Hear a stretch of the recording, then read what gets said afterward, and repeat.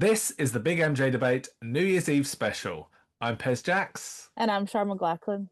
and we are here to round up the year in spirit, as we did last year, but probably with a little more drink this year. Happy New Year, everybody! It's been Cheers. a year. Let's kind of kick off by talking about all of our favourite things that have happened this year, highlights, talk about woes if you'd like, but I'm sure throughout the episode we'll get into You heard Julie Andrews. She wants to discuss her favourite things. it. It's been a strange one with Michael because I genuinely feel like it's been quite a quiet year, but Yes. equally, when I sat down and thought about the year in MJ, there's been quite a lot, but it just didn't feel like it. You know, some years, I mean, I will always refer back to it, 2018, the Diamond Celebration. That felt Yeah. like a year. You know, we Yeah. had the MJ on the Wall gallery, the picture discs, the Crown on the Thames, the Moonwalker screening. Like, it was a busy year. The Yeah. Hugo Boss stuff. Whereas this year, it feels like there hasn't been that, but there's been a lot at the same hmm time. hmm I think why don't we go back to January? Let's start at the beginning and we can kind of go through some things that we've enjoyed this year. What would you start off with? I need to think about what happened. Well, January we had our first upscaling. Yeah. Well, I mean, it's. I'd love to say Ah, start as you mean to go on, but that didn't really happen, did it? And obviously, hmm we have a friend of ours joining us later to discuss all of our thoughts on that. the pitfalls on that. But as kind of as far as January goes, we had Rock with You, and that was really good. I quite liked Yeah. the upscale of that. I wasn't too shocked by it. hmm Ask me again when we get later in the year, or we get in the closet or jam. And then in terms of the months, like genuinely, I think going through every month, I kind of don't really remember exactly what month things happened. But even speaking on the first half of the year, of course, my highlight convention was in May. It was in May. It was a change this year, wasn't it? It was Instead of so, being in do you know, it autumn. was, I really enjoyed when it was, but then see when it got to September, I was kind of like, now what? Yeah, well, I wasn't because I was like, right, off to New York. God, I know. But it was having it in May was really cool. It was nice to be able to, I mean, British weather is never predictable, but it was nice to be able to stand outside and it not be dark or pissing down.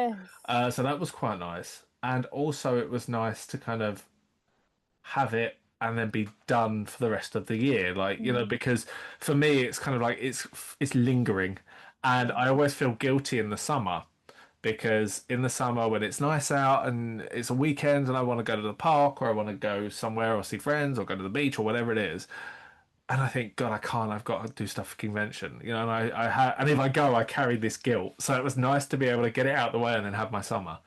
Yeah.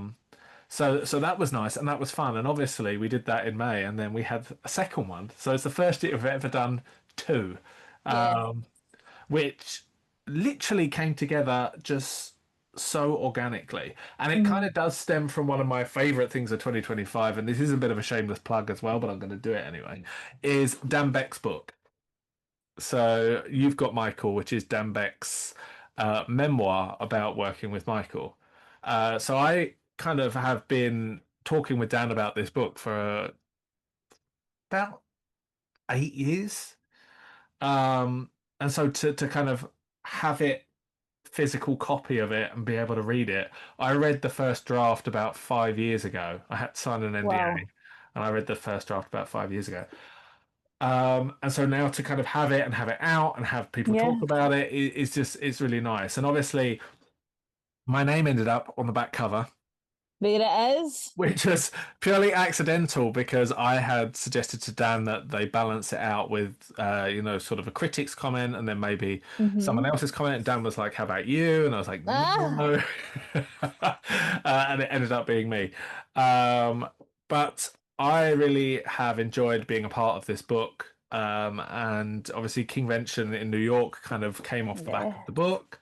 And it's definitely been an interesting experience to kind of live through someone else's journey of not only their story but bringing a book to market. So That's and also just to kind of celebrate history again. I think has been Yeah, really nice to definitely. have a year celebrating history. The other thing, when I think about it, is the Shoe Palace stuff. Yes. I love good quality t-shirts or good quality clothing, Hmm. and I think Shoe Palace absolutely nailed it. And the shorts are the basketball shorts. Yeah. Are I have them here. Are just like how cool are they? Yeah, I love that. I love that. Like they are so good, and the quality's so good. So there's those ones, and then there's these ones, Yeah, I love them as well. and I'm so happy. Like it's just not another. I mean, we had t-shirts, and the t-shirt designs were really nice, but I'm so glad it's not like another t-shirt, The same another old, hoodie. the same old, yeah. Yeah, it's something different to have. So I really enjoyed that, and of course, like merch wise, we're gonna talk with Seb about merch later. But I loved the bad Minix, which came out to the end of this year. The Yes. little bad Minix. They're amazing, and also I think like it's something different for people to collect Yeah. and start up new kind of collections of their own. So really exciting in terms of merch. It's actually been quite good. And then, of course, we should obviously touch on, which I'm sure many people's favorite moment of 2025 was the biopic trailer, Yes. which came in November. So it's sort of been, we had a whole year of it. Like the biopic got moved, didn't it? Earlier in the year, it was like getting closer, and we are all sort of sitting there going, this This is not isn't coming. happening. And then it's like, oh, it's moving to October. And we're like, okay. And then it's like, oh, it's moving again. It's I like, know. girl, It has, please. it's chopped and changed a good few times, but we've got there in the end. We've got there in the end. We have a trailer, we have a release date, and the day the trailer dropped, I will remember that day for a long, long time. Yeah. I will remember that day. And it also spawned our highest viewed video on the channel. So thank you all very much for that. It was us and our friend Eve, friend of the show, who Yes. joined us to talk about the biopic trailer. So yeah, thank you for that. And obviously, we still haven't seen Training Day yet. Uh, if you don't know what we mean, check the comments of that video because Yeah. everybody was very upset that we hadn't seen Training Day. And do we have plans? No. I've got a lot to do. There's a lot on That's our not. plate. Um, Um, so that was definitely our favourite thing to kind of feel that the ball is actually rolling with that now and that we're going to get somewhere with that because definitely. I kind of want, I don't mean this in a negative way, but I kind of want the Mhm. biopic era over now. I would just like to be in it fully. Yeah, but like what I mean by over is because it's been dragging on for so long. It's like I just feel like we've been in this limbo with the biopic for so long. It's like I want it out, I want to see it, I want to discuss it, and then what's next? Exactly. Exactly. But also, like, I'm interested to see the promo of that really taking off. I'm interested to see what this does for the fan community and also what we can do in terms of enjoying that to its fullest extent. Yeah. Is there anything else that's happened this year that you've been like, that Oh, was a we real need to touch moment? on Convention New York. That was a real moment. Yeah, I mean that was to be in the Hit Factory, Yes. um, and just I had the best time. Honestly, I had the best time at that event. Yeah. It was such a like having the history statue and being in the Hit Factory and Dan and Stephen and Diana and the panel, and it was just I just had honestly had the greatest time. I really enjoyed it. Which is so amazing and Yeah, and so it's like a small intimate affair, and it was just and the fans were how great. how did it compare to LA? Because obviously that's your only other convention in I America so think, far. and I this is not a kind of um, this is not a dig at the fans in LA at all. I think with New York, it felt a lot. The event felt a lot more embraced. Right, okay. Maybe it's because, and I don't know, I'm just guessing here, but maybe it's because LA already has so much Michael there, like Yeah, his star, the hand and footprint, where he lived, Neverland, Havenhurst, yeah. where he recorded. They've got so much Michael that kind of another Michael thing coming to town was like, okay, well, what's this? Yeah, it's kind of like, right. Yeah, and that's not to say that New York doesn't have its Michael hotspots, No, but of course, of course, of it course. felt more kind of like people really enjoyed it. One thing they did do at the party, which we have to bring to London, They were like, they all started shouting, Soul Train!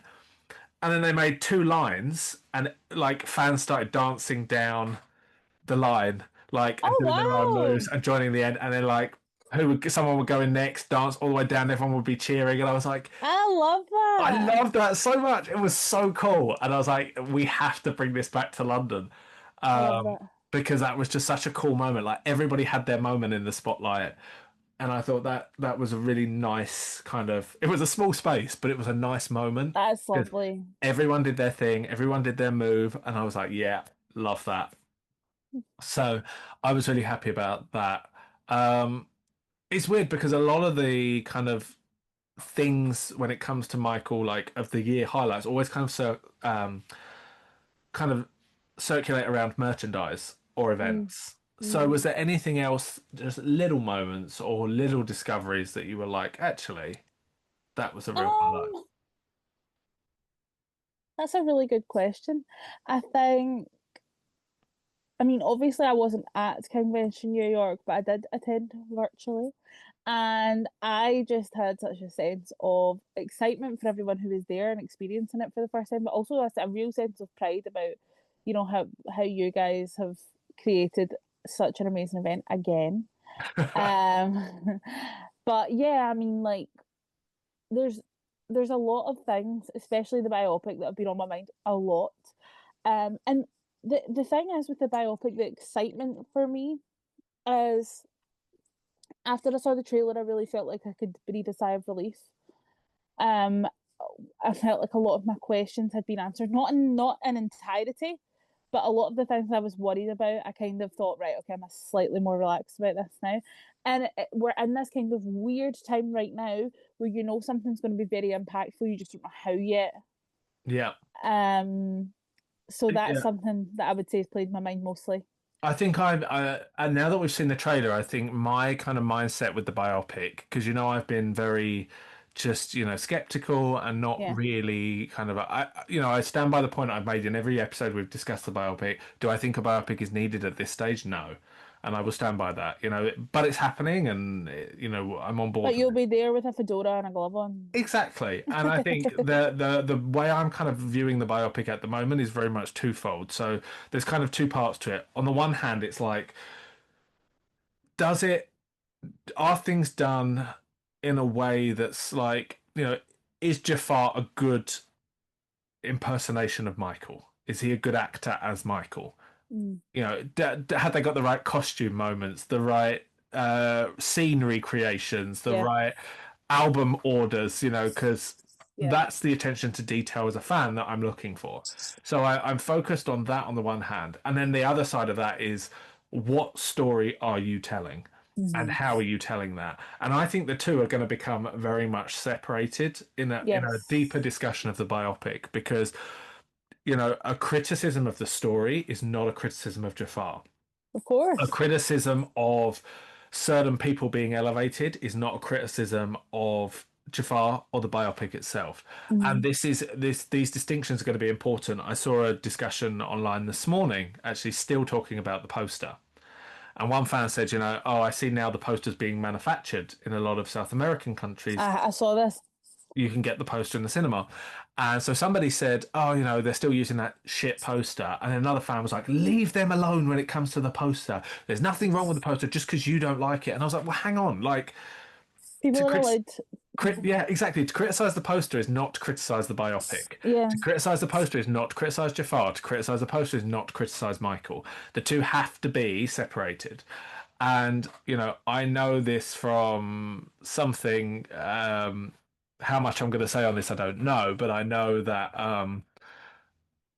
there is definitely a concerted effort to protect the reputation of one individual when it comes to this biopic. And I know because I've been messaged and asked to be nice, which I said no.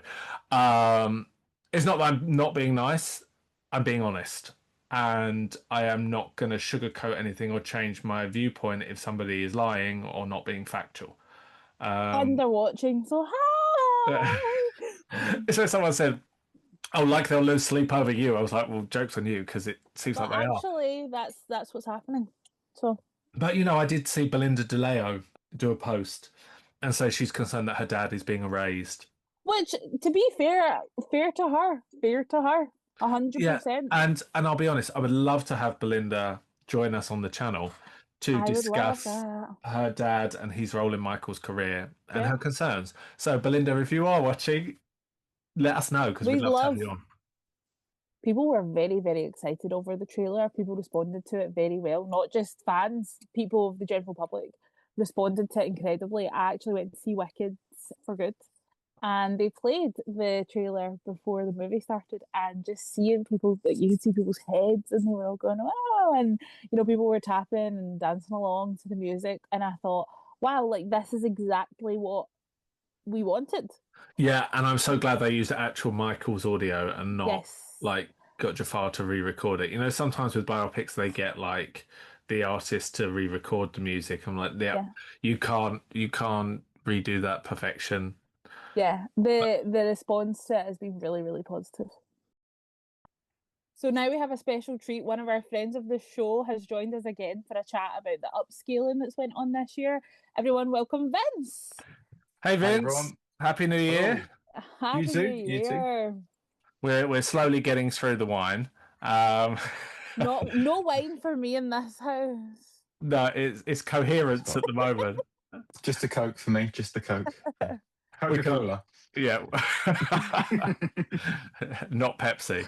Uh, so thanks for coming back and joining us, Vince. I feel that we only seem to have you in when it's a really controversial topic, but I would say there's been nothing more controversial this year with Michael and the estate than the infamous upscaling of Michael's short films.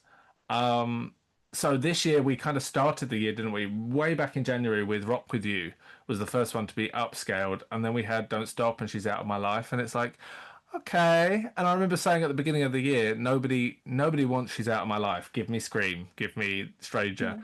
Yeah. Um, and then we kind of ate our words because now they've been upscaling at a rapid rate Can we to call it upscaling?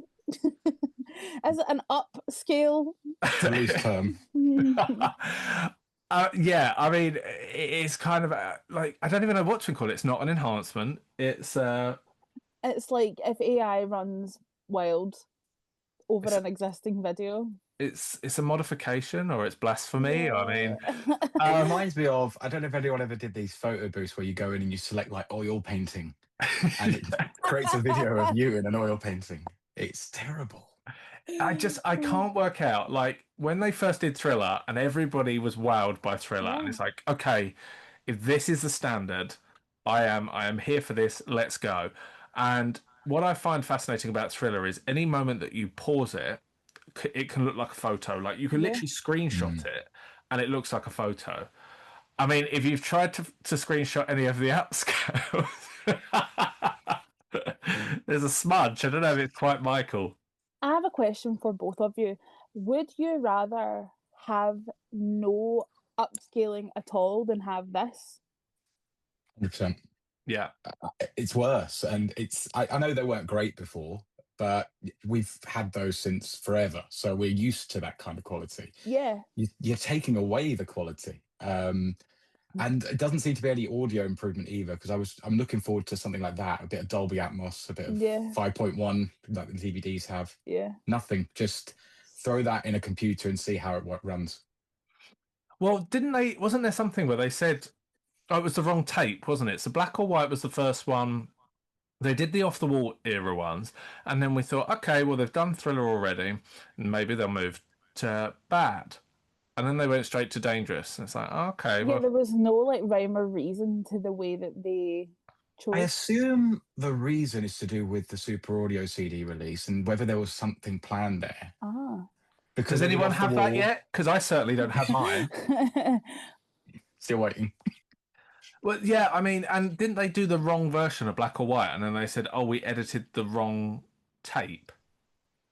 Yeah, there was all the hoo-ha about the zip, the zips cut, or there's a different version of him zipping up while he's dancing on the car. I mean, Black or White, to be fair, isn't that bad. I think it's of all of them, well, excluding Thriller, obviously, and Beat It, it's the one where you go, I'm okay with this. If all of them are like this, that's fine. I can deal with that. But it's like they spent all the budget on Black or White, and then they had a bit more for Remember the Time, because that wasn't too bad either. And then they run out of money now, and they've got like 20 quid to do the rest. Yeah, it's Karen opening her purse again. Oh, I have to make things work. I actually really liked Remember the Time. Yes, it wasn't perfect, as you say, but for me, as you know, Remember the Time is my favourite short film, so I liked that version of it. In the Closet was probably the worst thing I've ever seen. I mean, it is, and that, again, another one of my favourite short films ever. Yeah. And they decimated it. The thing that I kind of feel is like it's the problem that we have with everything that we seem to get is it's like you can have it, but we've got it ready, but, and there's always a kind of nuance with everything that we get, and it's like a reason why we can't enjoy it 100%. Yeah, I agree with that. I think the problem we have is that it's well, you've got it now. You know, you said you wanted upgrades, you got it, and I just think like, but when you watch it back, does nobody go, "Oh, that's a bit off"? Yeah, like it's like, where's the quality control? Does nobody think? You can put that out there. Oh, he's got a sixth finger in that shot. Never mind, that'll do. They'll be fine with that. Nobody will notice. What was the saying they always used to say? Like the quality goes in before the name goes on, and that's just gone out of the window completely. I cannot with that fucking phrase that Branca churns out every time he wants to make a point. Michael used to say the quality goes in before the. When will the quality go in? Actually, we're waiting. Yeah, let me know when that actually happens, because the quality, unfortunately, never goes in. And it's like everything is always like, you know, at best we've had 95%. Yeah, and at worst we've had like 1%. We've never had that kind of like, there's nothing that I could ever say that's they got everything right. Like hit for hit. And I get it, it's hard when you're not the artist yourself, but with these short films, I just think this is going to be part of, like, his legacy really is boiled down to two elements: the music and the videos. Like, they're going to be the two kind of main bodies of work that are going to, like, Thriller is in, what is it, the National Archive in the US? Like, is it like a doomsday thing where if everything goes to shit, Thriller's in a but ball? also though, like, they're the things that are going to stand the test of time when young children or future generations go to try and learn about who Michael Jackson was. They're the first things they're going to look for. So if the first thing they're seeing is the fucking upscaled in the closet, then not many people are going to become fans, are they? They're going to be like, there's something in that closet. I'm not sure it was a person. Everyone's going to be like, oh, that wee guy, he really tried. Do you think some things need upscaling as well? Because I had this argument with films in the past where I've watched, we love The Wizard of Oz in my house, and we watched it in 4K, and we were like, it hurts the film. I can see that's a painting quite clearly. Yeah. And I feel like In the Closet's one of those videos that doesn't necessarily need an upscale. It's got that grain to it. It's an argument there for that. That's a really good point, and I feel like almost sometimes the vintage look kind of like helps the way that things look now. Like, I know, I mean, my dad, for example, as soon as he's had a wee drink, an AC/DC concert is going on the TV.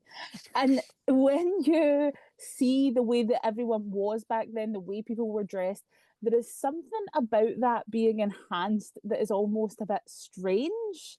Not that I'm complaining about it, but I know what you mean in the sense of sometimes that contributes to the kind of older feel. Yeah, I think as well, the challenge is, like, when you watch these videos back and you ask yourself, like, do we need it? I think we do. I think we do need them upscaled, just because Michael spent so much money on his music videos. Like, if you remember with Thriller, he paid for it, or they did that deal with MTV, but Michael was like willing to stump up the cash. And no other artist had a music video budget like Michael did. The initial budget for the teaser was like $400,000, and it ended up being like 8 million by the time they'd finished for a teaser, and there was not a single lick or note from the new album in that trailer. The point is, what is the point of investing literally millions Yeah. in your videos to have somebody sit with an AI software and run it out in 2 hours. Like, it doesn't make any sense to me. I do think there is an argument that they should be upscaled just for kind of to meet today's standard. Absolutely, and I But agree with that. it's like, why do you have, like, you have directors of photography and you have a whole cast and crew of people to make this short film for Yeah. then one person with a software to like run it through and have like, if you look at Give In to Me and you pause it at any given moment, there's like two Michaels. There's a ghost where the AI can't keep up with actual Michael, which is kind of ironic, like, because no one can keep up with Michael, not even AI. Mm-hmm. But what is the point of all that money having been spent to produce these world-class music videos to then Yeah. just have them fucked at the last hurdle?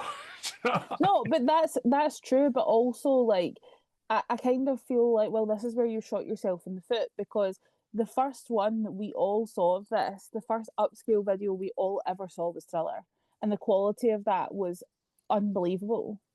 Whereas I'm like, you guys set the standard, so now that we're getting ones that are questionable, it's only right that everyone's a bit miffed. Did the estate actually have any? I know this is a weird question. Did the estate actually have anything to do with Thriller in terms of its upscale? Because wasn't that all like John Landis and his team? Is this why like that's so good because they had nothing to do with it? I actually don't know the answer to that. From memory, I think it was upscaled initially for the 3D version, wasn't it? Yeah, Which we yeah, saw at the Scream launch. I do think when it comes to the Thriller version, I think they did that because of the 3D, and they put loads of time and effort into that with the view that this is Thriller and we're only doing one video. And then because the rest of us have been like, come on, where's the rest? They're like, all right, here you go. And yeah, yeah, yeah. it's remarkable how bad it is. I mean, what would you say has been your favorite upscale and the worst upscale? My favorite, well, of the new ones or in general, because does Thriller even count? Because it's like just remarkable. It's like, Yeah, okay, we'll put Thriller to one side just because it's too easy. yeah, I think with Black or White, just because I think the quality is there, and I think they've slowly been getting worse. I think Give In to Me, I think that's the latest one, which was just like I'd given up at this point in terms of like every day I'd be checking, see has there been another upscale? Yeah. Is this one good? And when like I think you guys messaged how Give In to Me's on there, I was like, oh, I've just made a Feel like I'm noise. I not was like, even oh. excited. Yeah. It's they also have done, so they've put Bad in 1080p on YouTube, but I cannot notice any difference. Like any difference at all. And the other one they've now put in 1080p is They Don't Care. Now, that one actually broke my heart when I saw it because it's so badly upscaled, rescaled, that like there are bits where like Michael's chest disappears or the Olodum on the t-shirt just blurs out because of the upscale is so bad. And I'm like, but these are things that are so important to fans. Like, one thing that fans love to remind everybody of is when you look at the photos and They Don't Care, you see Michael's vitiligo or the extent of his Yeah. vitiligo. That will come out in a good upscale of the video. People will be able to see it, which is part of his story. And particularly with that song, which speaks to, attacks and racism, and to show that part of his story is really important. You can't smooth that out with AI and pretend like it isn't a part of him. So I'm dreading where they're going to go next. I mean, they're kind of leaving Bad and History waiting in the wings, and it's like, which one are you going to fuck up next? I'm terrified. I just feel that even like the thing that fans have wanted, obviously we've been wanting upscales, we've wanted 4K, we've wanted whatever. But I think a lot of people would be so much more content with an announcement that says Michael deserves the best of the best, and we just don't have that sort of technology yet, or we just don't have the means to put out something that we are content with the quality of. That would be so much more respected and well received than just putting out any old slop. 100%. And I remember during the Bad Tour tape that they don't have the HDs and whatnot. And I think there was I can't remember. I think it was at the premiere thing in London where John Branca talked about having either clips or having this whole tape in one. Yeah. And I was kind of on the fence because when you see another part of me in those clips, you think, I just want that. I just want that all day, every day. But also watching a show in its entirety with that high quality, the better quality audio is so I get both arguments for that. But yeah, I'd rather they just said, look, we can't do it. Yeah. We don't have the tapes. We don't know where they are. So we're just going to leave it. I'd love them to re-release the DVD. As I say, I go on about the music in terms of the sound. I don't know if anyone's listened to the 5.1 mixes of the history DVDs, but I feel like people miss out not hearing those. Like, I'd love there to be Dolby Atmos or spatial audio versions of those videos. That I'd pay money. Like, I'd throw my wallet at people for that. We're opening our purse. That's the thing. I just think I don't understand why they can't just be upfront about it as well. They know we keep on about it. So if you can't do it, just say you can't do it. Yeah. Or just say, look, we've been through, we realise we cannot upscale Michael's entire catalogue. But the ones that we can, we will. Because Black or White, as you say, that works. In the most part, that works. In the Closet and Give In to Me, clearly, and Jam was another one that was horrible, clearly don't work. So just leave them. But tell us, communicate to us, look, what we're actually going to do is we're going to focus on Michael's genuine short films. Things like Bad, which is an actual film. Thriller is an actual film. Smooth Criminal is an actual film. Black or White is technically a film. You Rock My World is technically a film. Like, we're going to focus on those because we know that they're the kind of big pieces he did. And the little kind of just offshoot, like, what? Are we going to get Gone Too Soon upscaled? Like, or Heal the World? Childhood. Help. It's just, and I tell you what will probably end up being the best upscale will be something like Cry. Well, do you know what? Keep it to yourselves. It'll be like Pixel Perfect. Keep it to yourselves. Love that, but batter in. Just they'll be like, seeing as Michael's not in it, we've put more effort in. One more chance, guys. We've upscaled one more chance. It's perfect. One more chance. No more chances. No more chances for that one.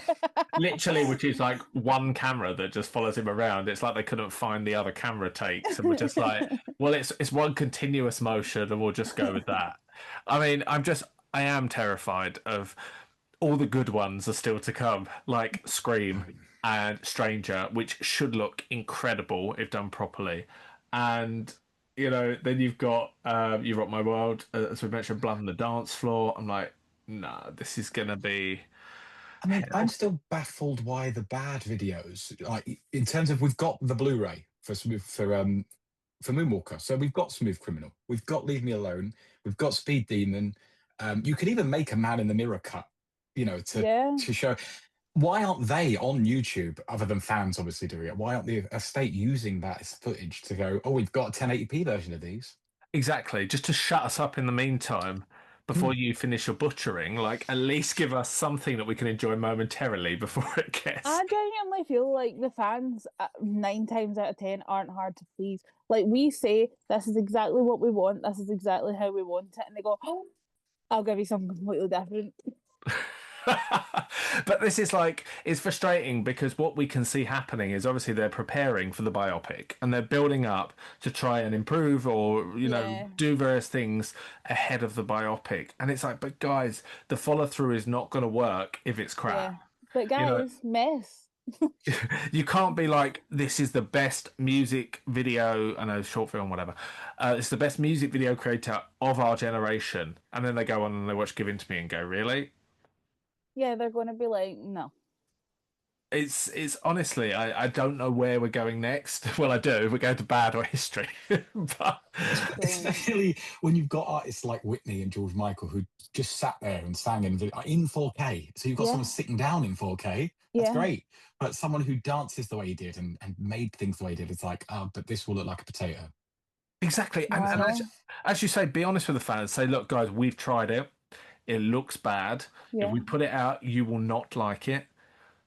We're not gonna do it until we think we're ready to do it. Because, like, I've got AI software. We've all tried AI softwares, and you can go, oh wow, that looks really good, and then it's like, oh, but it's not quite there, or it's not good enough. And if fans are saying, yeah, that's not good enough for me, the estate are like, but it's good enough for us. Oh yeah, which is a fucking common issue, isn't it? So to summarize for 2026, which video are you most scared of coming next? Bad, Ooh. because bad is my baby, and I can't have that messed up. Like, Oh, jeez. I've taken a hit from Pez from saying that Bad is my favourite short film, but I just can't have that AI'd. Surely not. Surely. After, I mean, there's clips in Bad 25 that are really good quality for that. Surely they've got. They'll mix them in with the AI. Hey, wait, isn't Martin Scorsese watching the tape? Yeah. Yeah. He's got the tape, guys. Estate. Someone call Yeah, John. but then they could be Someone call like, John. yeah, but then they could be like, yeah, but then we're gonna have to pay Martin Scorsese. Whereas Oh, actually, yeah. what we could do is just rip it off YouTube and slam it through an AI, and we'll be done in 10 minutes. Mhm. I think I'm most scared for Scream, because Scream, out of all of them, I feel like Scream should look incredible in Yeah. 4K because it's like futuristic and space Yeah. age, and Mhm. you know that is what I'm terrified about because I think I know how it should look if it's enhanced, and I think Yeah. they'll butcher it.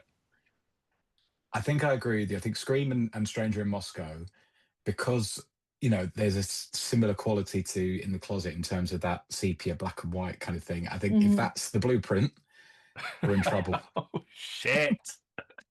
Well, on that note, we'll say Happy New Year to you, Vince. Not so Happy happy for New the AI. Year.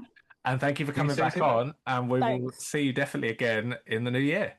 Thank Hopefully you. this Have a time great next year one. we're having much more positive conversations about all this. And I Oh, hope my video Charlotte, ever the quality, optimist. I hope my video quality was better than what the AI can, the estate can produce. I'm going to bring the wine in for this one. It's going to take centre stage.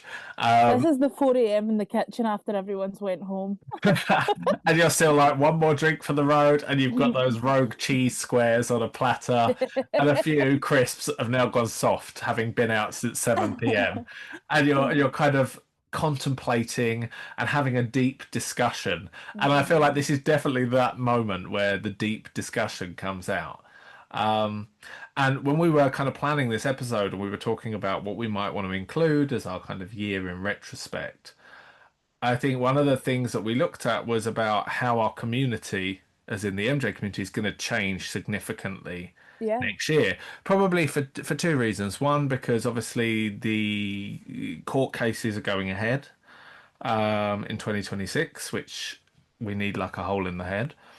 And also because of the biopic, where if everything goes as expected, we're going to see changes to our community. I imagine it would get bigger, and we're going to see a lot of new faces and maybe some old Definitely. faces returning. If this is anything to go by, it will be could be a very similar outcome. And so, with that in mind, looking at our community and how it's currently shaped and how it might be shaped, what do you think's going to happen? Okay, so I am certain that the biopic is going to draw in a lot of new fans or people who have maybe had an interest in Michael but never developed into like a fan, And I think the fan community is going to grow, whether that be temporarily or permanently. I think the fan community is going to see there's going to be an interest that hasn't been as prevalent in quite a long time. And I think it is important that this is where fans don't become. I mean, I think we're obviously all protective of Michael and the community that we have built, but also I think it's important to be welcoming to people. Yeah. Because that is something that, I mean, who wouldn't want to join a new fan community and feel like welcome into it with open arms? So that's very important. But secondly, I think people, I'm not trying to say this as if I'm telling everybody what to do, but I don't want people to become too territorial, because everybody wants, like, there is no better feeling than when you show a friend or a family member or someone something Michael and you're like, see, this is why it's so good, this is why it's so good. And then I think we're going to see an influx of that. And it's funny the way people respond to it. Like sometimes they almost go the opposite way and they're like, well, this is my thing. Yeah, yeah. And I can be guilty of that too. But I just think like with the biopic and fans becoming interested, new fans being born, old ones returning, it's important to not be too, this is my time, this is my zone. I think it's also important to remember that what I've found being a part of the fan community for years and years is that, we are a very diverse group of people from Yeah, different backgrounds, different walks of life, different families, different countries. And the one thing that brings us all together can sometimes be the only thing we have in common. exactly. And I think it's important, and I've learned that over the years. Like I remember being like 17 and thinking, like, why aren't I like, why aren't we all just like heal the world, holding hands and singing together? Because I was 17, I didn't know any different. But Yeah, I think, as I've got older, what I've realized is actually with some people, the only thing I have in common is Michael. And in acknowledging that, we have to also acknowledge that actually people's personal lives or private lives can be off limits or not something that they want to share with the rest of the community. yeah. And I say that, I am leading to a point here that, I had a conversation this year with somebody which went as follows. Uh, Pairs, I hear you're getting divorced. To which I said, this is news to me. So I called Seb over and was like, are you divorcing me? And he was like, not that I'm aware of. Are you divorcing me? I was like, no. And this fan said to me, yeah, everybody's talking about it. Like everybody in group chats that I'm in are talking about you two getting divorced and how like, you've split up, you don't like each other, like one of you's made the other one redundant and you're not going to work on convention together anymore. And I was just like, what? This is. That is so funny. It's so funny because it's all made up. Yeah, and then said like because I'd posted something and then somebody referenced that back to something else I'd posted 5 years ago and I was like, what? This is just silly. Like this is really silly. Firstly, and let me be clear here, I'm not getting divorced. Yay! But secondly, if that were true, what a painful moment that might be. And Exactly. And I'd be thinking, imagine me hearing that at a party. yeah, and I think what's important to remember is that, outside of Michael, we all have lives. We all have things that happen in our lives that we may not want to share with our friends in the MJ And community. nor should you be expected to. Exactly. And so it's like, it's actually quite mean to gossip about things like that. And I think any disagreements I've had with fans have always been, unless we've taken it beyond Michael and we have a deeper friendship that involves our personal lives and then Yeah. we've drifted apart, that's different. But when it kind of comes to the kind of general fan community, Hmm. I know you don't, and I don't either. I don't really put much of my personal life into the community because it's not there for that. I'm there for Yeah. Michael. I'm there to enjoy Michael and everything that comes with Michael, and so everything on top of that should just be off limits. That's what I Hmm. think anyway. I mean, I know I've had disagreements with fans in the past, and I'm sure we'll all continue to have great friendships and disagreements at the same time. But I think we need to keep personal circumstances or personal lives out of that mix. Like we can slap each other in the playground over whether bad is better than dangerous. I am here for that. We can disagree on whether, this one thinks, impersonators are good and this one doesn't, and this one thinks that, Yeah. the estate are good and this one doesn't. Like we can argue over all of that till the cows come home, and I think that's healthy discussion. That's why we have a debate channel. But I think when people's personal lives are dragged into it, it needs to stop. That's I just my, also my take. think I also think we learn pretty young in life, maybe about 6 or 7 years old, that your words have impact on people. And sometimes you may not think that what you're saying is having an impact on a person, but it does. And that goes for not just in this community, it goes for the comments that we sometimes get on this channel.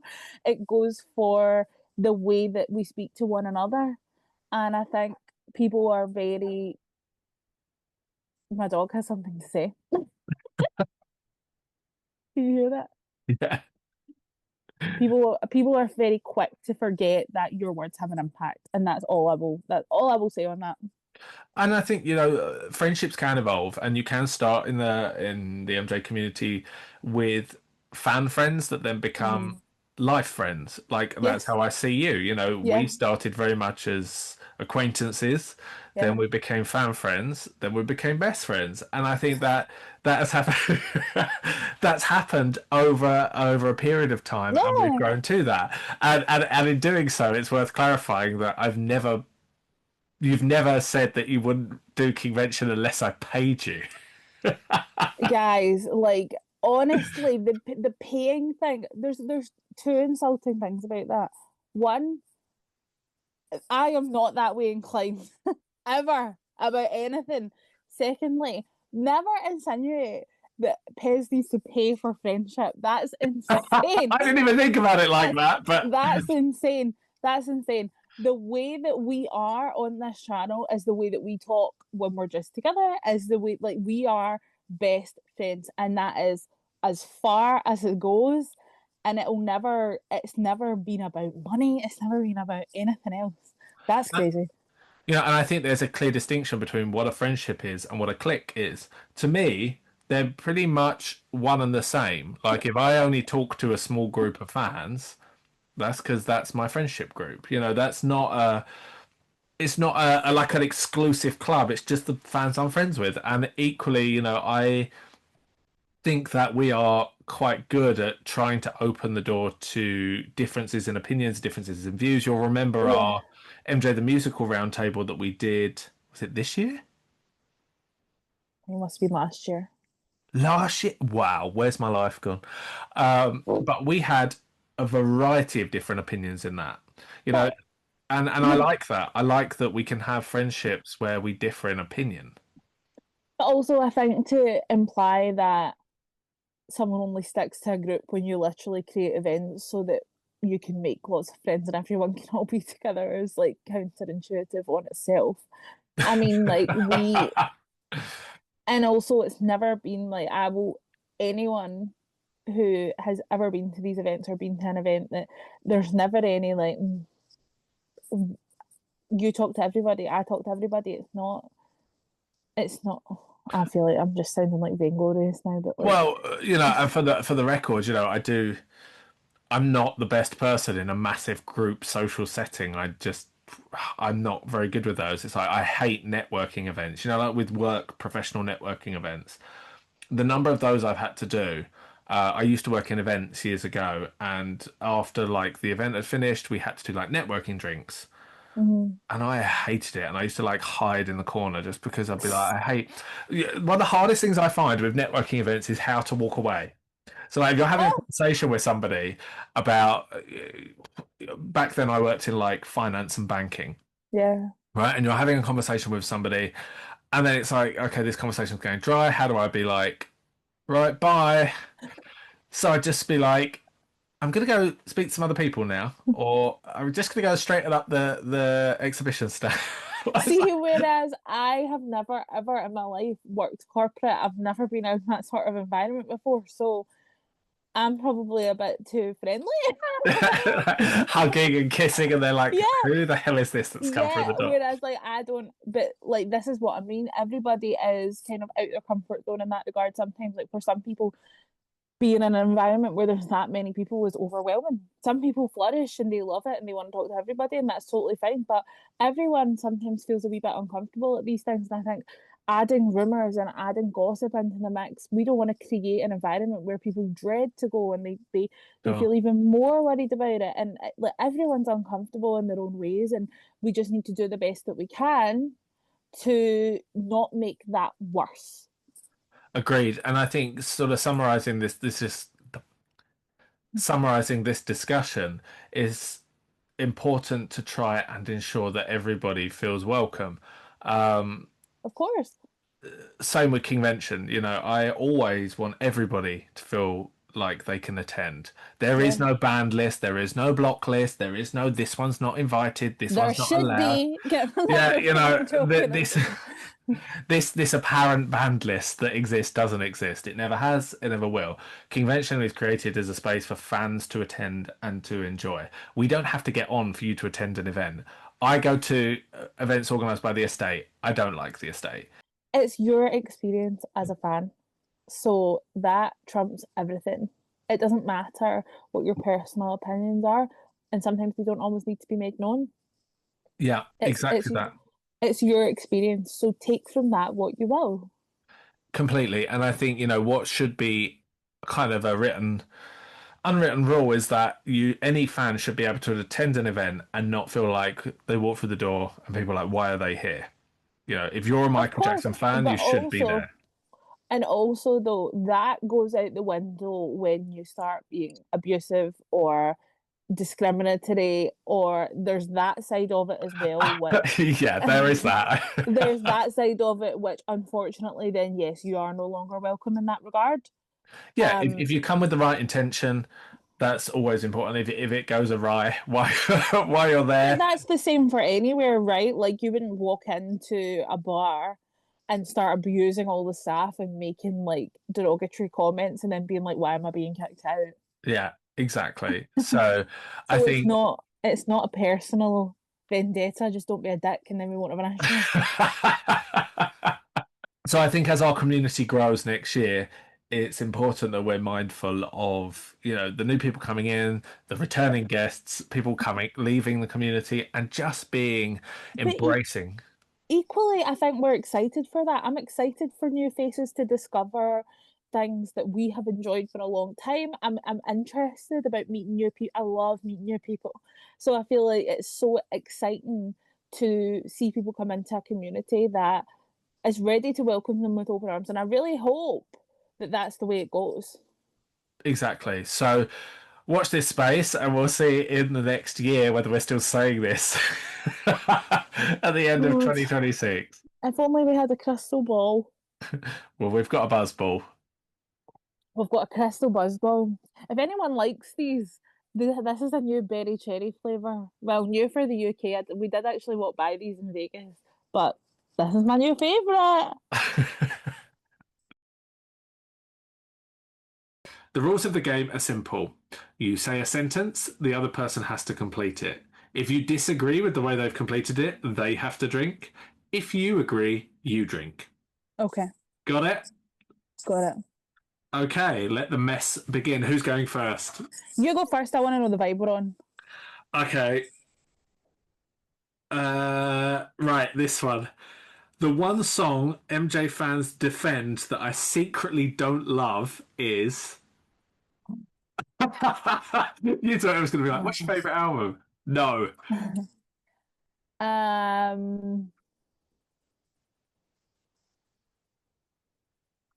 God, secretly don't love. I feel like I'm really vocal about what I don't love. See, I could answer this easily, but this is not right. my Go question. on. No, this is your question.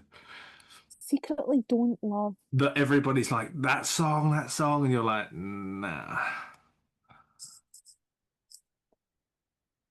Oh, Speed Demon. I'll get your drink. Get your drink. And happily. Disgusting. Disgusting Speed response. Demon. Like, I like it, I don't love it. I think it's fun. But if it comes on shuffle... Oh, well, as long as it's fun. As long as you think it's fun. That's all that matters then, is it? Well, I'm sorry, but that's the one that I guess that's my secret. What is yours out of interest? Human Nature. What? I just. You are at it. Drink that now. It's not. It's not that I don't. Human Nature. It's not that I don't like it. Was it ruined for you? Yeah, well, yeah, there is that. Someone's clumpy renditions. Someone's clumpy paws ruined that for me. But it's not that I don't like Human Nature. I do. I just don't love it the way that people like obsess over it. Maybe next year. Okay, your question. Okay. Michael was more blank than people would like to admit.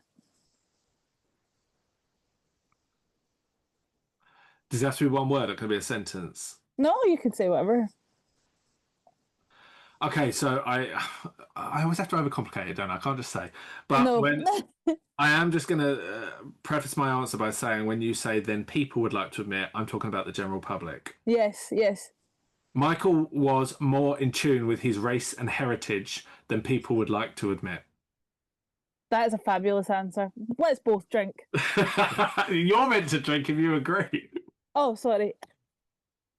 Be like, yes, I understand the rules.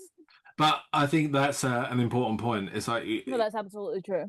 and I think that we are not in 2026. We are not entering that year with that bollocks. No, we're not having that discussion again. He knew who he was. He knew. He said, I'm proud of my race. I'm proud of who I am. Yeah. I have a lot of pride and dignity, and I'm not here for that anymore. It's like he knew who he was. He was proud of who he was, and that is the end of the discussion. Yeah, absolutely. Absolutely. Okay, my question for you is, if Michael had stopped releasing albums after blank, his legacy would be viewed differently today. Oh, wow. Okay. I feel like that you could cut that off at any stage and the legacy would be viewed differently. So I guess I'd be going for the one that I feel like would make the most impact if it didn't exist. It's a challenging one to answer because I think I feel like if he'd stopped after bad, he'd just kind of be remembered as an 80s artist. Well, yeah, and also like a lot of the deeper cuts and the things that we learn about him come after that time. Yeah. I would probably say.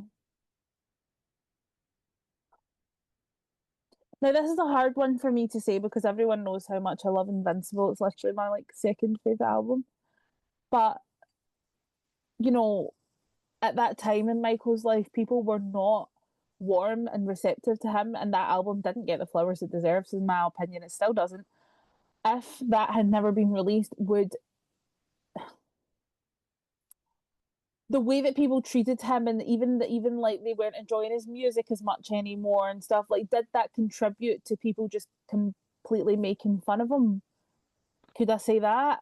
Like, people weren't ready for what Invincible was. And I think it contributed to people feeling comfortable to making fun of him. Yeah, I agree. I think I was having a conversation with somebody this week. I think the challenge with particularly after history is that the rest of Michael's career kind of had no direction. Yes. So he was doing those random like MJ and Friends shows with Pavarotti, and here's one in Germany, here's one in Korea, and he's like going off and talking at random events, and there was no kind of clear direction between the end of history and the start of Invincible. And I think because sort of nobody knew really where he was going, Invincible kind of suffered as a result of that. It's like Michael came back with a fresh new sound and a new approach, but nothing he'd done sort of publicly prior to that kind of led you to that point. Do you know what I mean? It's like a lot of artists, when they're about to enter an era, they're very literal with it, and they're like, I'm about to enter my cowgirl era, and then they start wearing cowboy hats everywhere and turning up to award shows in cowboy, so the cowboy album is coming, or my whatever they're going to do next. Like Gaga, I'm going to my it's all era. very literal. It's all very literal, Whereas Michael didn't kind of lead us up to that with his electronic era. He would just pop out with something else. Yeah, he's like, just walks out of Virgin Megastore, it's like, hey. So yeah, I agree with you. I'll drink to that. Hooray. Okay. This one is very good for our channel. Go on. You can love Michael Jackson and still. You can love Michael Jackson and still.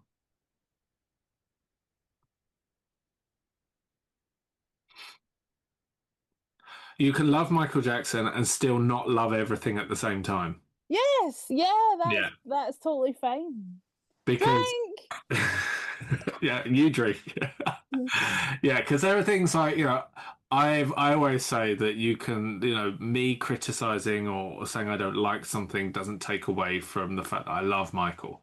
Yes, Um, absolutely. and I stand by that. That there are many things I don't enjoy or I don't like, or looks or costumes or performances or songs that I don't like.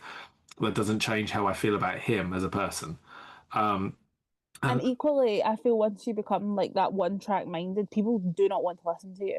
Exactly. And I think the other point I made recently in a private conversation, which I referenced earlier, is that I don't care how much money the estate have made. That Hmm. doesn't change. It's never changed how I felt about Michael. So Yeah. just because his estate is now worth 3 billion, that doesn't mean that I suddenly love him more because he's Yeah, in profit. exactly. I loved Exactly. Michael in every era of his life, whichever his financial status was. His Yeah. estate being well profited doesn't change how I feel How about him. you feel, yeah, Yeah. totally agree. Agree. So good. That was a nice, easy one.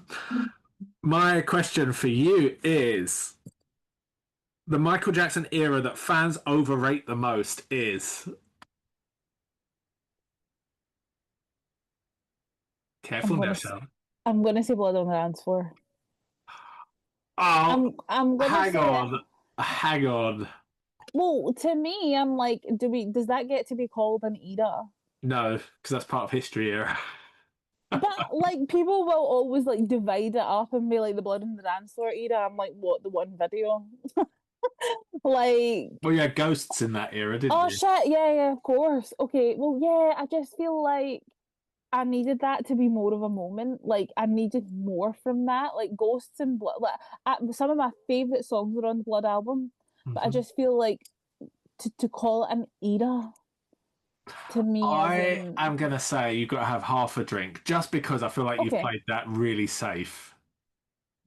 I mean, I genuinely feel like the only one that people constantly always go on like badira, badira, badira, but I'm one of them, so I'm not saying that. That's what I mean. I feel like you played it safe because I feel like there was a more logical choice that you were like, Would you no, have said that? no. Well, so my next one is people defend Michael until, and we can say people from a fan angle and people from a general public angle. Okay. Hmm. So, from a fan angle, people defend Michael until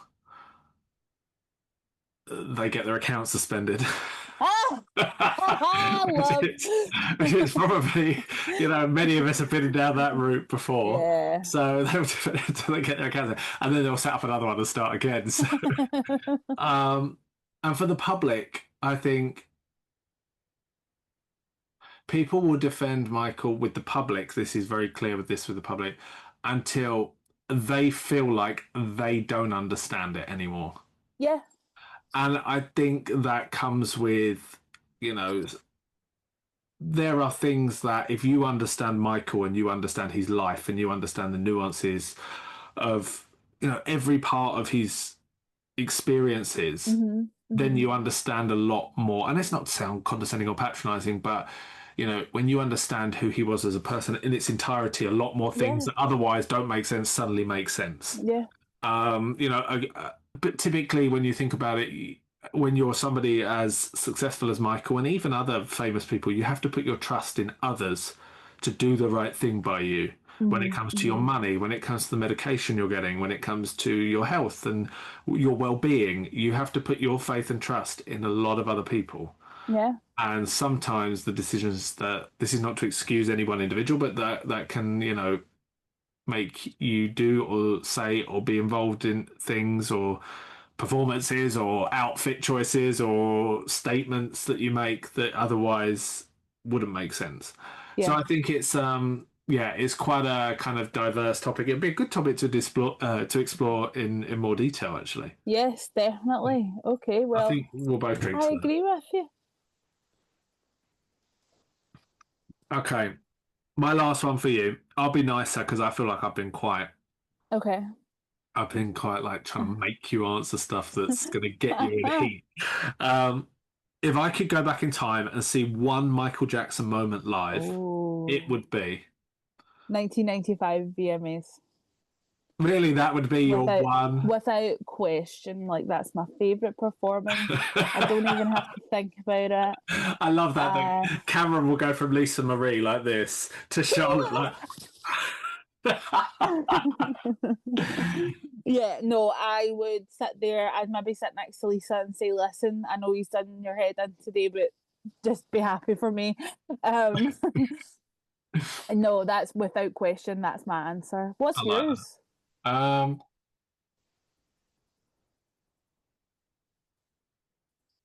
I can't off the top of my head. I don't think there's a specific like that's the moment. Yeah. Because would it be a performance or would it be like a private moment or would it be what would it be? Because MTV '95 is my favorite live performance as Yeah. well. So I would like to see that. I would absolutely love to see that. Um, I'd probably actually I'd also say maybe Motown 25 just so that I can Just so you could retract experience my it. earlier comment from about Thriller era. But yeah, just to kind of be because I feel like that's where Michael's career just went like, and I And think it's when everyone who does remember it always talks about it. yeah, and I'd love to be one of those that's like I'm old enough to Yeah, remember same. Motown Yeah. 25, so yeah, I'd say that. Okay. Okay, what's your final question? Your last one, again, this is on a lighter note. If I could steal any piece of Michael's clothing or accessories for myself, I would take. The keys to the warehouse so that I can have it all. No, that's like wishing for more wishes. Yeah, that is. if I could steal, if I could steal one piece, I'm on the spot with this. Uh, um, See, this thing, like, I wouldn't want like a hat or a glove. I'm not that asked because hats and gloves, there's endless. Like Yeah, oh, there's loads. this is his glove. Yeah, so is this one. So Yeah. it's like if I could steal one piece. Do you know, I would probably say, oh, this has really stumped me.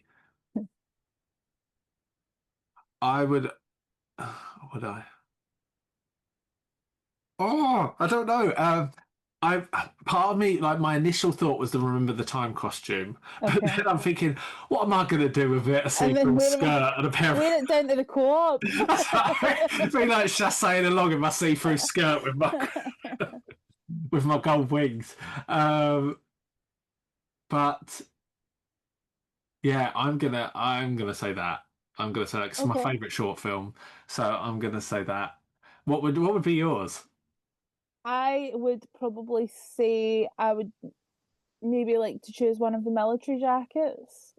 Not because I really particularly want to wear it, more so because I just feel like it's so quintessentially Michael Hmm. that if I could like have that in a frame in the middle of my home, I don't think it would ever get old.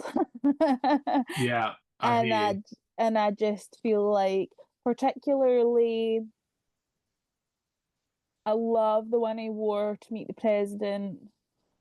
I love When he goes to black the and White red one. House, Yeah, yeah, black and red. yeah, Yeah. And I love the one he wore the Grammys 93.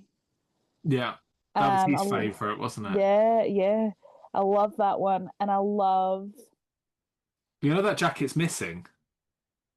right, so I heard, don't know how true this is, that a replica of that was made for his coffin. Is that true? Yes, Yeah. because that was his favorite jacket apparently, so they remade it. Well, so yeah, probably that. And then lastly, or maybe like the literally history teaser jacket. Do you know, like I was gonna say history teaser because I love the way he looks in the history Oh, I teaser. have one for you. What The leather jacket that he's wearing in your favorite picture. the? I was going to say you've met that jacket. I've worn You've that held jacket. it. I know the one you mean. I'm trying to find where's the Dangerous Tour program. We could like insert the photo. There, is that it? Yeah.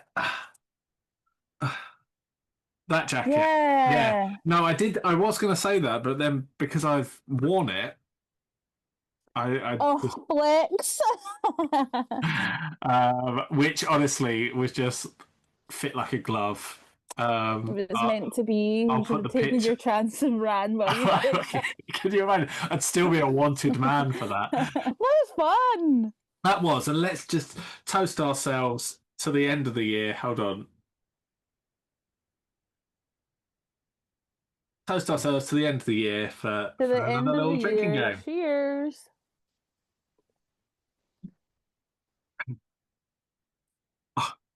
Getting to the end of my buzz milk now.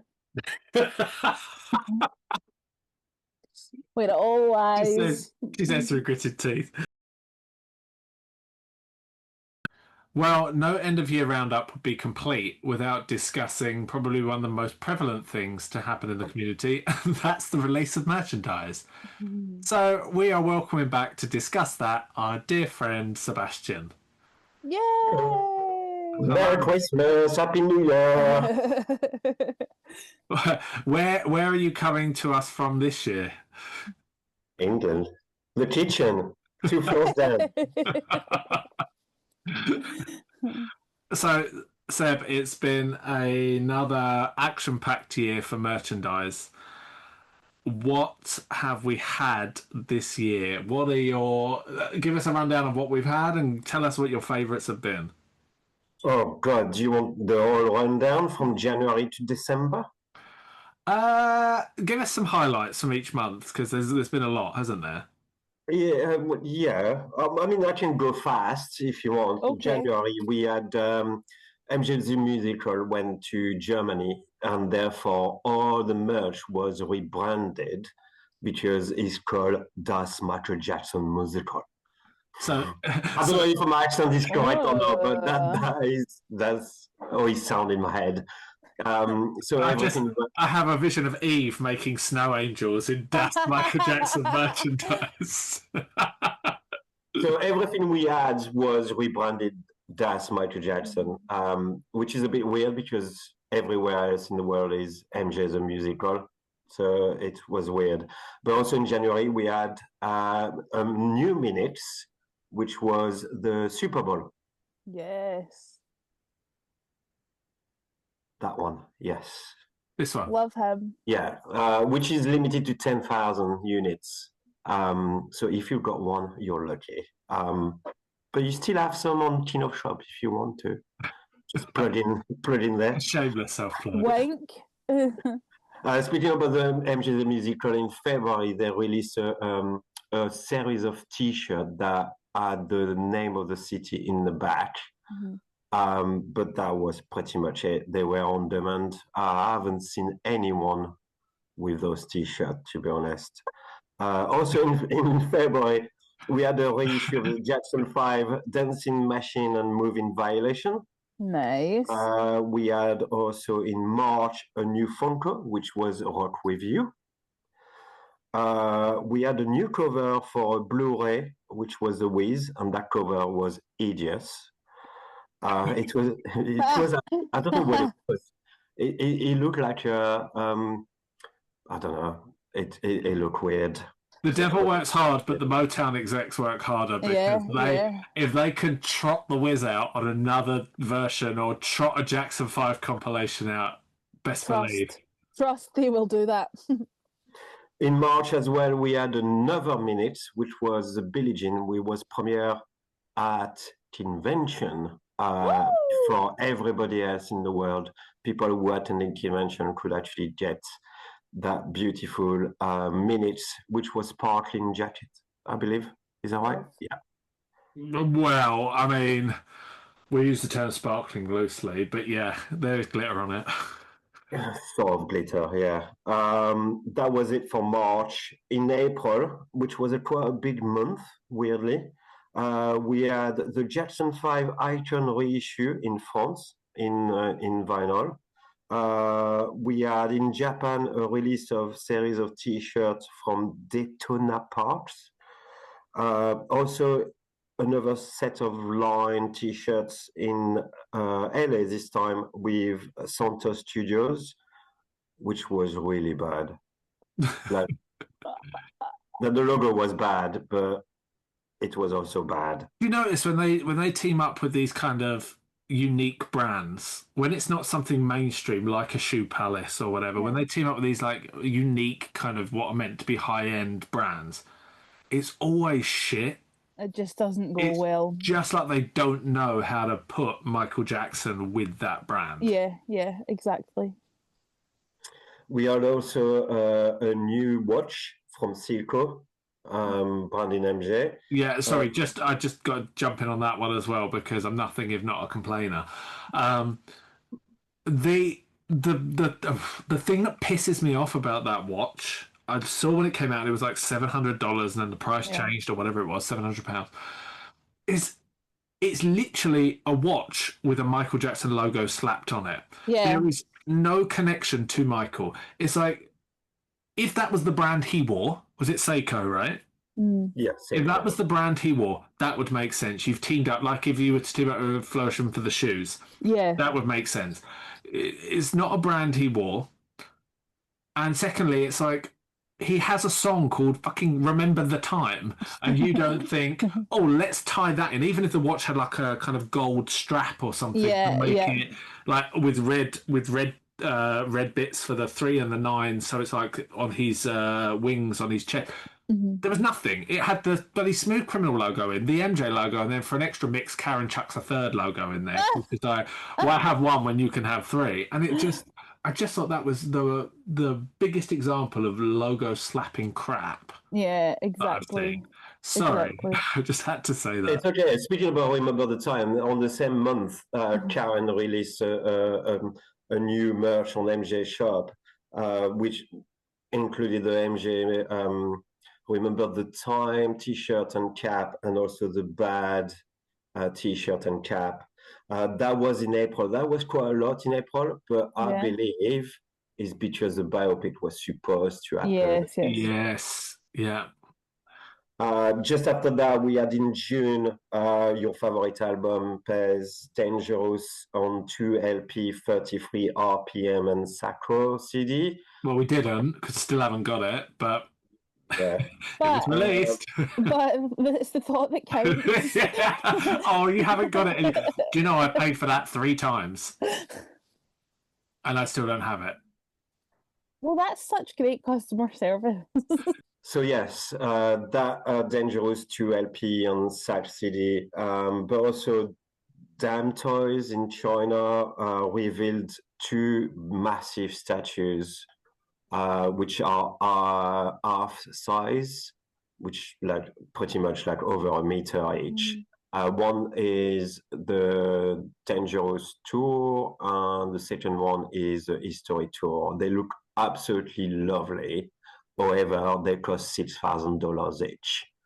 So yeah, you can close your mouth. Never mind. Who is buying that? Someone with more money than sense. But who does she think is buying that? That's what I don't get. Does she really think, oh, the fans are going to eat this up? It's like, girl, I'm struggling to eat. I'm going to eat that up. You can eat plastic. Yeah. So that was June only. Only 2 releases. July, well, no releases because the Damn Toys statues are not released yet. I don't think they're in production yet. Of course. Then comes July. We had Active Black release a range of T-shirts and an inspired Thriller outfit, which was quite nice. And they have done also like a sort of like catwalk in New York not long ago, before or after Convention there. Which was absolutely very nice because they had dancers dancing to Michael's, and it was really nice. Hang on. Hang on. Hold on.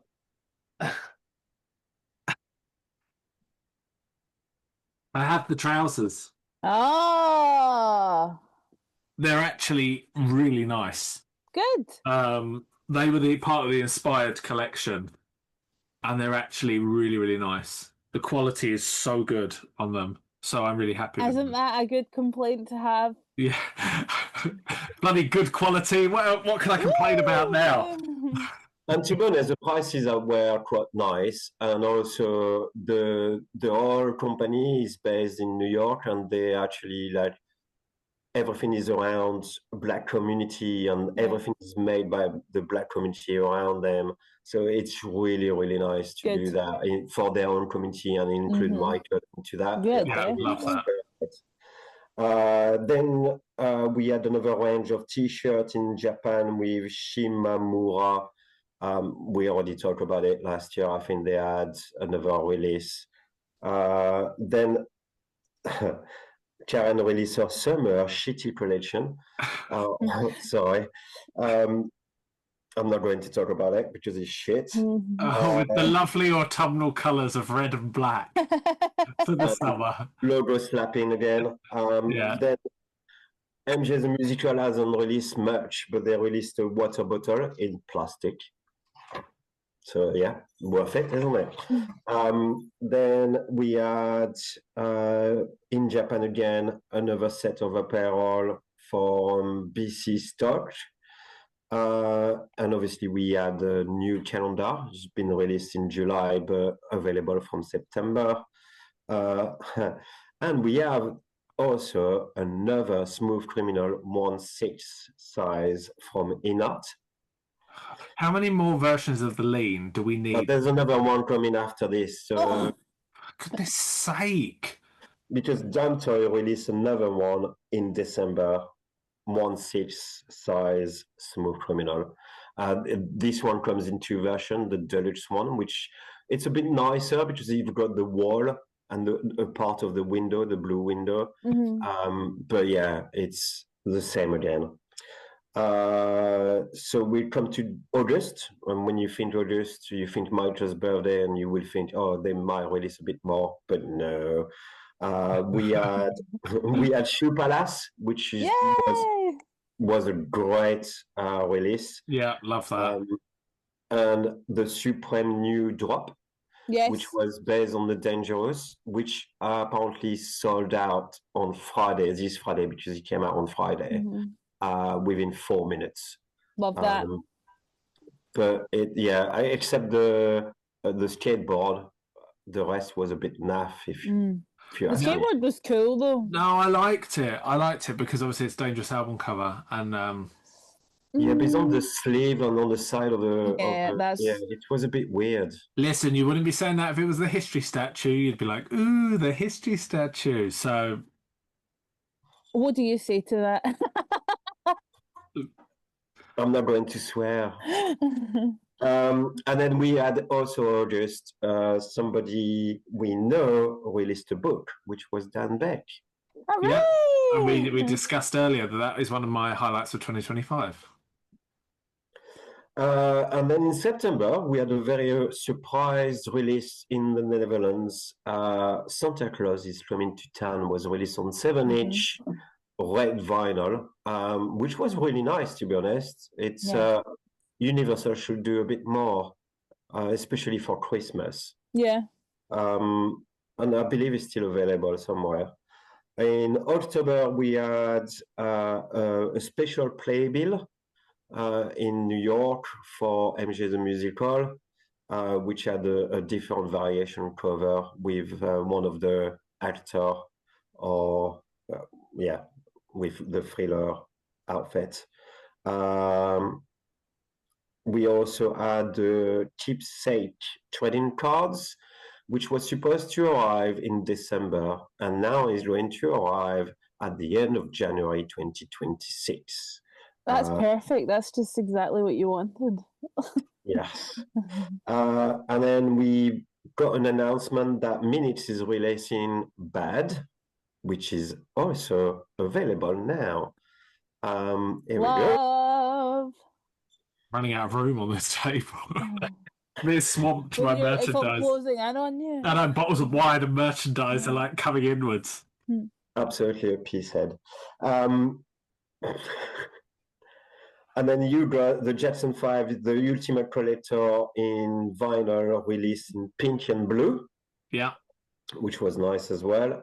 we got another announcement from Minutes that they're going to release the History Tour figurine, which is not in production yet, so don't get too excited. We had another Wiz release on Blu-ray with the normal cover this time. Another one. They are easing on down that road. But this time it was in Germany, so German fans can actually watch it with German dub. Mm-hmm. Do you know, I would actually love to do that with Moonwalker and that, because I think, like, for Shah and I, obviously we grew up with Michael's voice as the main voice on any of his short films or any of his movies. But I guess for you, like, you would have grown up with Michael speaking French.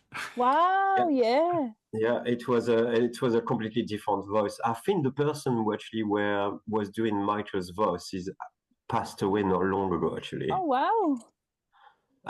But yeah, for me, he was speaking French, but he's obviously not. I would love to look at that. I remember a friend of mine, a Spanish friend of mine, saying that when they got to watch The Simpsons in English, once they grew up and understood, like, learned English, it was like a whole different. It was like looking at a different crazy. show, because the jokes are different, the humor's slightly different. So yeah, I'd love to do that. Love that. It's the same for me. Like, I watched Friends all my childhood dub in French, and then when I watch it in English, it's so much funnier. Oh wow. So I yeah, never ever thought about that. Also in November, we had another release, another figurine from Funko this time, Beat It, which is not yet available to purchase. And then in December, as I mentioned, Damn Toys released or announced their new 1/6 Smooth Criminal figurine, another one.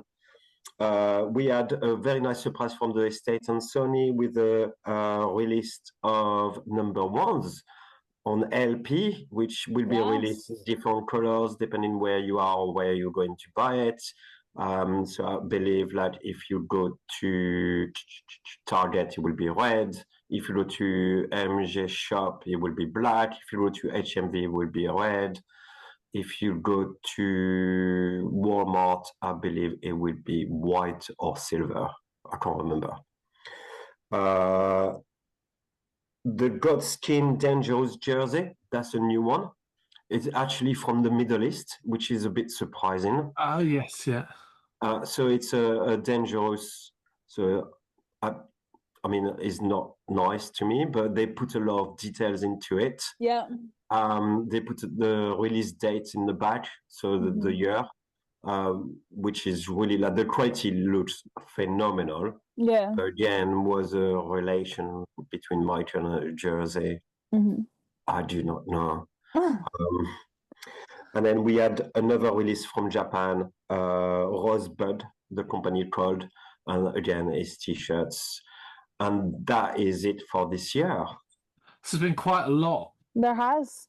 But again, it's very similar, isn't it? A lot of t-shirts. Yeah. A lot of capsules. I think on top of that, there's always the kind of usual Hot Topic releases and MichaelJackson.com releases, and I think I saw Michael t-shirts on Debenhams the other day. Everyone's just floating out the Thriller cover wherever they can get it. Of them all, what's been your favourite? I think my favorite would be still the Minutes, because they're cute, they're not too expensive, they're fun to collect. Yeah. So I'm quite glad they're going to do, like, different ones. Definitely. Especially they've got a nice variation of it now. I know some fans are complaining the face is not really Michael, but it's a fucking toy. It's a toy, I know, like, come on. But also, I don't think it's meant to be, like, it's a cartoon-esque caricature. Yeah. It's not meant to look like a replica of Michael. I mean, I think we can all agree that the Funkos don't look like Michael either. Exactly. But it's cute. I think what I like about the Minix is the price point is really good, but also they're coming quickly. They're sort of thick and fast. I mean, other than the Super Bowl, which took an age, the Minix, they kind of, they've been around for sort of just over a year, and we've already had 5 or 6. And I love that. It's not like we've had one and then we wait a year for another one. They're moving quite quick with it. So that's nice Definitely. because as a collector, you're ready for the next one. Yeah, And of that's course. quite nice that they can come in quite quick succession. So I think the history one will come beginning of next year. So that's quite nice. The Shoe Palaces collection was nice and not too pricey either. Which is nice compared to the $40 or $80 a t-shirt from other companies. So that is my two highlights, and obviously number ones, but I count number ones as for next year already. Yeah, it's just because it's been announced this year.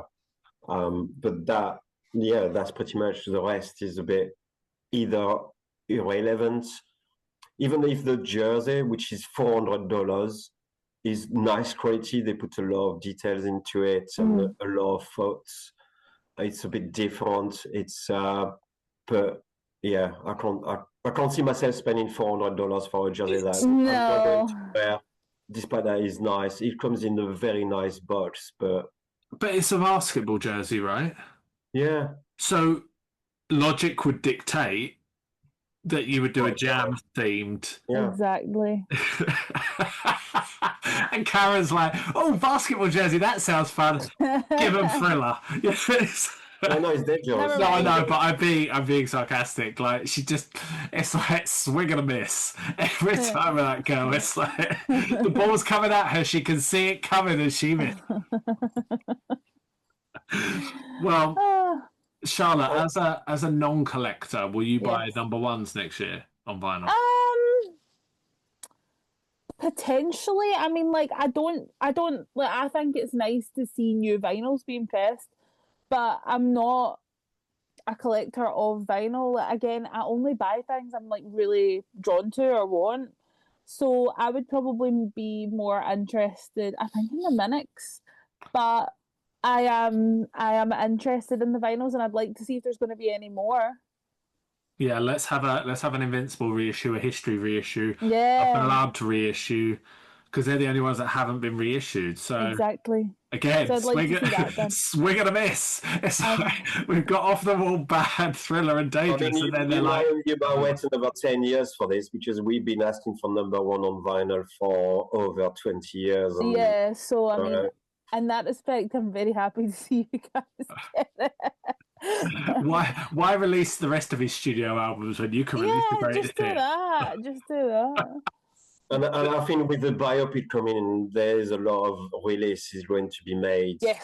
What I'm worried is it would be Jafar on it, or it would be, for example, for an album would be released with the music of the movie, but it would be Jafar singing.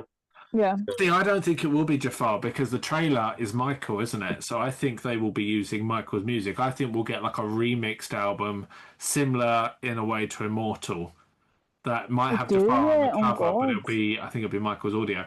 I think number ones has obviously been reissued because they're thinking greatest hits. Yeah, people will buy that. Yeah. It's that, the biopic is going to be attuned to the greatest hits of his work.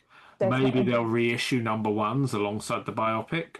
Just to kind of, use that instead of an album. But I don't think they'll use Jafar. Out of interest, will you guys be buying Jafar themed?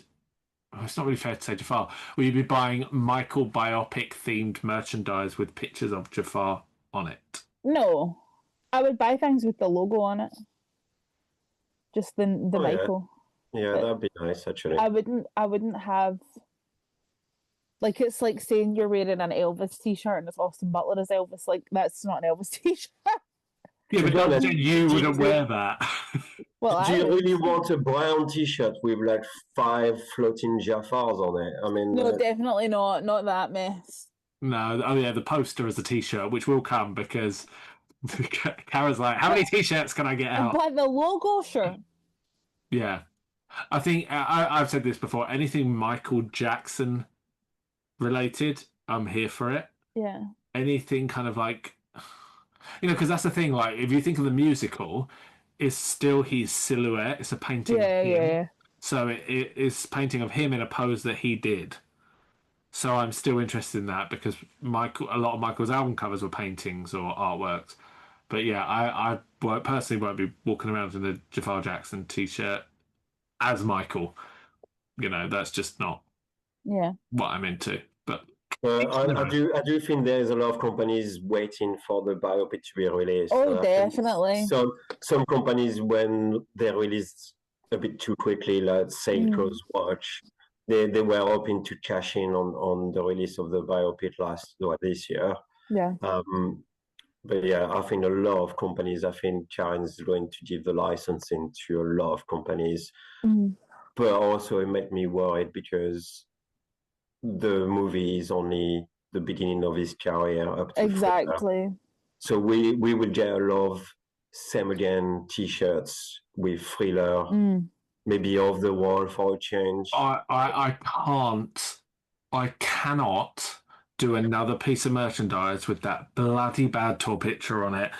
You know the one I mean? I've mentioned it on here before. Yeah. It's that one of him in the Letterman jacket, hands in his hips, looking to the side. I can't do another picture, another merchandise with that on. It's not even a good angle. It's not. Prepare yourself. We saw yesterday that they'd released that in Japan on a set of t-shirts a couple of months ago. It's not even a good angle. It's very shot from the thighs up. His hair is tucked into the jacket so you can't see the full shape. It's it's not even a good picture. I beg and I plead, please, no more with that. Don't do this to us. Fucking picture. Come on. But anyway. I look forward to hearing at the end of the year what you've purchased and what you haven't. Yes, and thank you so much, Seb, for giving us such a detailed rundown. That was really impressive. And staying quick one to test. And keeping on top of what's coming out. Yes. And as always, thank you for all of your work on updating MJ Vibe almost hourly. Absolutely. And keeping everybody abreast with the news because it is a big task to do, and I know that the minute there is a piece of news, before I'm about to tell you about it, there's already an article. You already know. So I wish you a happy new year. I'm going to go and write an article about the upscale of Will You Be There? So so no sooner had we recorded earlier with Vince talking about AI upscales, did Karen then drop Will You Be There out? Our ears were burning. Well, thank you so much. Is that what you got to say, Charlotte? Well, thank you so much. Happy New Year. Happy New Year. And we'll see you I'll see you in a minute. See you in a minute. The year ahead is going to be one to remember. I really believe that. Yeah. I think it's going to be the dawn of a new era. And I don't mean to sound dramatic with that. No, you're right. But I think you can already start to sense the rumblings that it's happening. So, for example, I went to Waterstones to buy Christmas presents, and there's already a stack in the music section of Moonwalk biographies. So you've got all the other artists, and you've got Moonwalk now, and I'm like, this is where he should be. This is his place on this. I've noticed I'm hearing a hell of a lot of them recently. Yeah. A lot more. And we know that Number Ones is finally being issued on vinyl, which I'm so excited about. Yeah. I am also confused because it's Essential that continually charts every month. And the estate Essential's charting, let's release Number Ones. Yeah, exactly. But for me, marketing-wise, I have always loved the marketing and packaging for Number Ones. So I am so happy to have that on vinyl. Good. And I always think that's a solid greatest hits.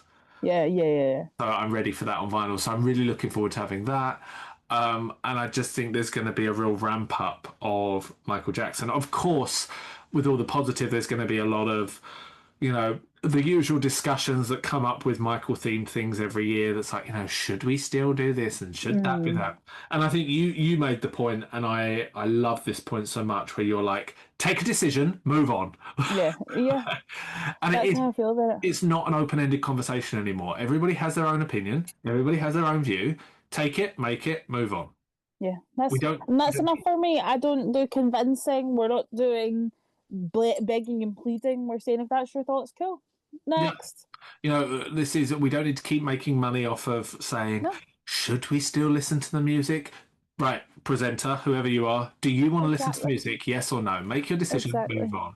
And I'll put it here and now. If I end up having to do any discussions like I did back in 2019 when I was on radio and TV discussing it, I will literally put the presenter on the spot and say, what's What do your you opinion? think? What are Yeah. you going to do after this conversation?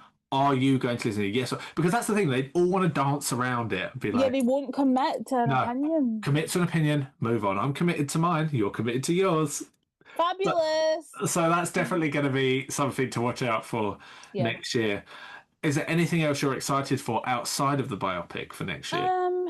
I'm excited because I think a lot of the things that we have done in the past, whether it be trips or whether it be events or whatever, we usually don't know about until quite soon beforehand. Yeah. So I think I'm excited for the spontaneity of what could come up and what we may be getting ourselves involved in. Who knows? But yeah, I think my biggest thing that's on my mind going into the year coming is the biopic, is the way the fan community is going to be shaped. Yeah. And all of what I'm really interested in is seeing the promo come to life. I'm wanting to see Michael everywhere, and you're right, there is kind of rumblings of it happening already. I'm hearing a hell of a lot more of them. And I'm just excited for what that could mean. Agreed. And I think a conversation I had with another fan recently, and it's really important to remember going into this biopic era, is that regardless of the film, regardless of what people say, regardless of the positives, the negatives, everything that comes with it, it's really important to remember that none of that should ever change the way you feel about him. Absolutely, absolutely. So if the biopic isn't as big as everybody hopes it'll be, that's okay. It doesn't change how you feel about Michael. Like, we don't need everybody to love Michael for us to love Michael. Yeah, we don't need the same opinions. No. It would be like, it's nice. It makes life easier. It means that. Yeah. We've not had it thus far, so we'll do just fine. Exactly. But, you know, if people don't warm to him the way that we know him to be, then that's okay. Like, then we carry on. That's totally fine. And that's all we can take away from that. Absolutely. Well, with that said, I wish you a happy new year. Very happy 2026 to you and all watching. Yeah, and I'm looking forward to a new year because I fucking have had enough of this year. So, happy new year, and happy new year to everybody watching, and thank you for your support over the past 12 months. And we promise we'll be back more often next year. Charlotte and I are making a commitment here and now, are we not? Yes, we will. You said that like someone's got a gun held to you. Yes. No, we promise to be a bit more on the ball with things. But again, thank you so much for all of your support. And it really does mean a lot to us when you guys interact and enjoy what we do. So thank you for that. And if you want to join us next year on an episode of the Big MJ Debate, or you think there's a great discussion topic that you'd love to see us discuss, please do let us know in the comments. And if there is a special guest that featured on a one-off episode that we've done before, then let us know who it is, and we'll definitely get them back on. Absolutely. Thank you guys so much for watching and supporting, and we wish you all the very best for 2026. See you soon. Bye. Bye.